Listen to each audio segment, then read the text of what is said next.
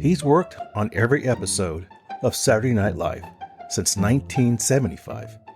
He's pulled weekly all-nighters, and you've probably never heard his name. Every week for 50 years, Saturday Night Live has made us laugh. But behind the sketches, the wigs, and chaos, there's one man who has been quietly pulling the strings. His name is Leo Yoshimura. Now, he's a legend at Saturday Night Live. Now, would you believe the guy still uses a fax machine instead of a computer? You've seen his work 1,000 times. This is history, the man who built Saturday Night Live. Welcome to That's Life, I Swear. This podcast is about life's happenings in this world that conjure up such words as intriguing, frightening, life-changing, inspiring, and more. I'm Rick Barron, your host.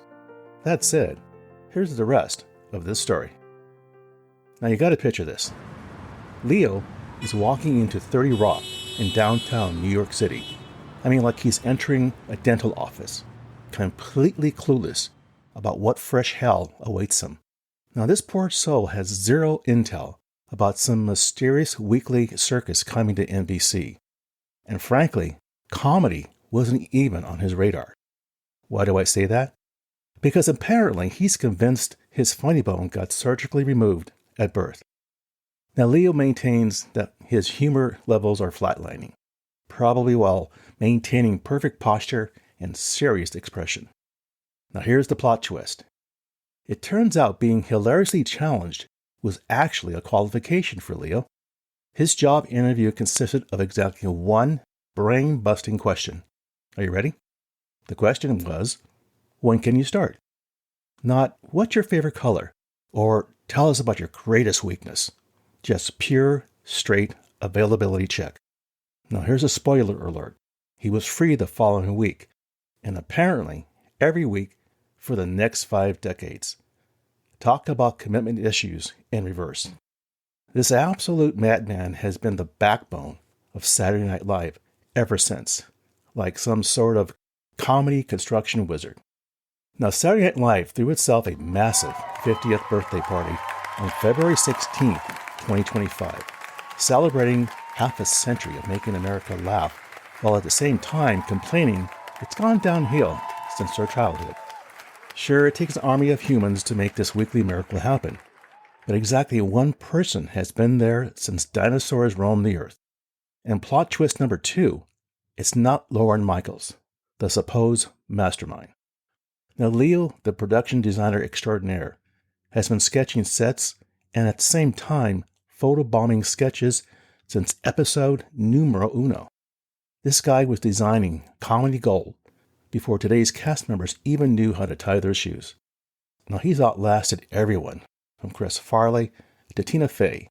He's even beat out Lorne Michaels himself, who had the audacity to take a 5-year vacation in the 80s. Now, Leo became a human barnacle.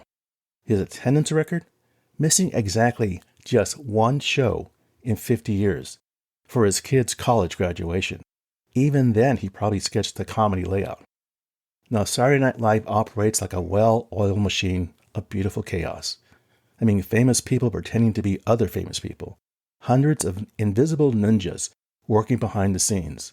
Writers crafting jokes. The cue card person preventing awkward silences. Camera folks capturing every glorious moment. And there's more. Now, one wonders why Leo subjects himself to this weekly insanity and what wisdom he's accumulated that normal humans might actually use. This 7-time Emmy champion has developed survival tactics that would make an SAS trooper jealous. He maintains just enough emotional distance to avoid complete mental breakdown, which is impressively difficult when your job is so bonkers that Wednesday nights are basically sleep optional. That's why he escapes right before showtime and deliberately avoids watching live on Saturday nights. Smart man. For years, he's kept telling Michaels he'll retire after season 50, like some sort of comedy retirement countdown. But now, he's wavering like a teenager choosing college majors. He's still addicted to the rush, the instant gratification, the pure euphoria of working under pressure that would crush normal people, and somehow beating television's most ridiculous deadlines. There's this incredible adrenaline tsunami The hits when you start something Wednesday and somehow finish by Saturday, Leo points out. He's now 78 and he's still kicking comedy butt. It's incredibly satisfying. I mean, it's like solving a Rubik's Cube while riding a roller coaster. Born and raised in Chicago as one of 11 children, obviously his parents clearly didn't believe in birth control. Leo grew up drawing and painting like some sort of artistic protege. He barely watched television, which his mother called the idiot box. Clearly, a woman ahead of her time.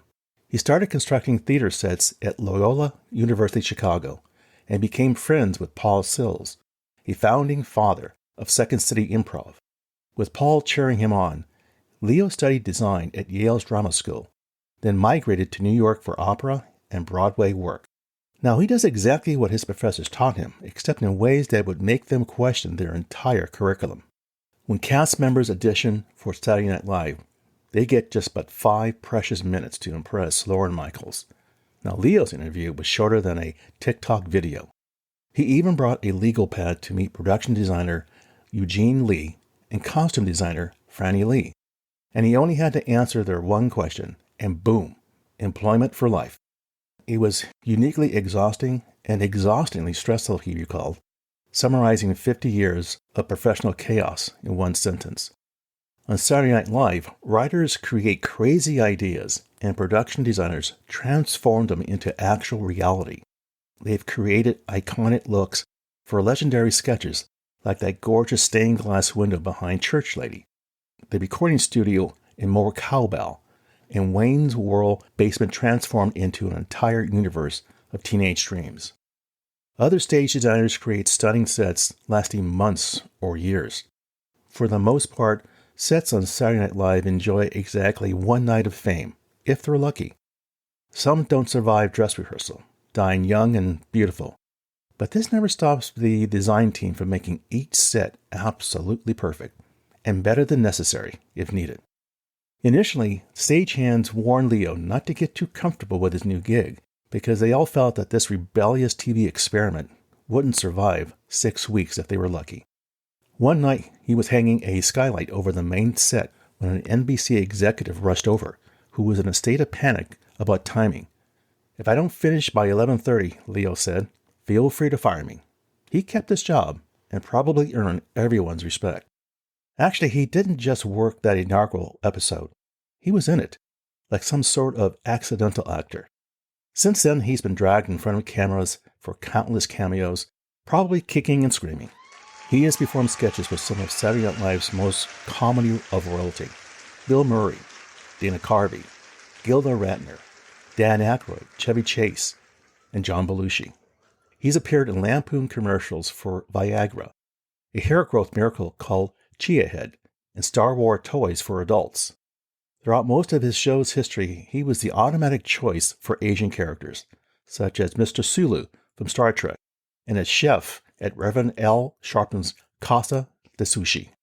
Despite going by Leo casually, he uses his formal name professionally to honor his Japanese heritage. One night in 1976, Leo's mother turned on the idiot box, watched through the credits, and spotted her son's last name as Akita, like the dog breed. Now, she immediately got on the phone, letting him know that his actual name wasn't Akita. It was Akira. For the first 19 episodes, he had been misspelling his own name. Talk about an identity crisis. Leo says, "I'll never escape that embarrassment." These days, he avoids the office Monday and Tuesday, so his week officially begins at Wednesday afternoon. That evening, he conferences with the director and writers, learning their sketch visions and figuring out how to make imagination three-dimensional. The most important lesson from 50 years of attending those meetings: never utter comedy's forbidden word: no. Saying no kills all discussion. Leo says, "I believe it's more productive saying yes. You must always discover ways to say yes." This philosophy works everywhere, and it's absolutely essential at Saturday Night Live. Besides his design genius, Leo's main secret, especially his incredible longevity, is extreme clumsiness, he explains, which effectively frightens writers and keeps them away, allowing him to focus undisturbed on his craft. Production designers work undisturbed every Wednesday until early Thursday, When Leo heads home around 2:30 a.m., he deliberately avoids sleeping. He returns at 6 a.m. to a peaceful office, spending his mornings organizing the previous night's beautiful chaos. Then he ships the designs to a Brooklyn carpenter for set construction. And he doesn't email them. He sends faxes. Leo confesses it's a reliable machine, so he won't go to computers. Come Fridays, part of his job involves assigning sets appropriately, and Leo handles this personally. The show's opening sketch comes together last minute. Morning involves tracking down writers. Early afternoon brings brief idea descriptions. He grabs a pencil, draws the set, and faxes his design. It's studio ready that evening. Then comes the big day, Saturday. Hosts and cast perform in full costume. Writers polish their jokes. Designers perfect their sets. There's a run-through, 8 p.m. dress rehearsal, final lineup decisions, and Leo vanishes by 10:30.